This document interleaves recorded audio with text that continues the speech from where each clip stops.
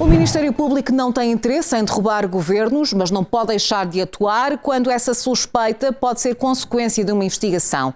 O Procurador-Geral Adjunto, Rosário Teixeira, não comenta concretamente a Operação Influencer, mas diz que se António Costa não foi ouvido como arguido, é porque não é suspeito.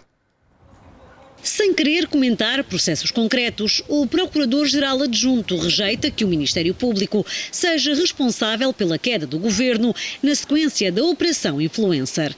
Numa entrevista à SIC, Rosário Teixeira explica porque é que António Costa não é arguido no caso. O Código Processual é muito claro. Cada vez que um suspeito é ouvido no processo, tem que ser ouvido como arguido. Se a pessoa não é ouvida como arguida, é porque não é suspeita, porque senão estávamos a violar o Código do Processo Penal. Rosário Teixeira rebate as críticas à atuação do Ministério Público e diz que mesmo perante possíveis consequências políticas das investigações, o Ministério Público tem de prosseguir com as mesmas, sob pena de surgirem temas ou personalidades intocáveis. A consciência dessas consequências não pode impedir o Ministério Público de deixar de atuar. Se tem necessidade de fazer determinado tipo de diligências para a recolha da prova, não é a visualização da possibilidade dessas consequências que deve restringir o Ministério Público a atuar, porque senão haveria intocáveis ou situações que nunca seriam exploradas.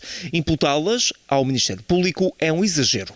Sobre o polémico parágrafo que levou à admissão de António Costa, o Procurador-Geral Adjunto sustenta que a intenção do Ministério Público nunca foi gerar uma crise política. O Ministério Público não tem interesse em derrubar governos e nem faz parte das suas funções aplicar ou gerar essas consequências políticas. Simplesmente houve diligências de recolha de prova, houve situações de detenções colaterais, por vezes com o próprio poder político, e geraram essas consequências que não foram queridas, nem pretendidas, nem pedidas pelo Ministério Público.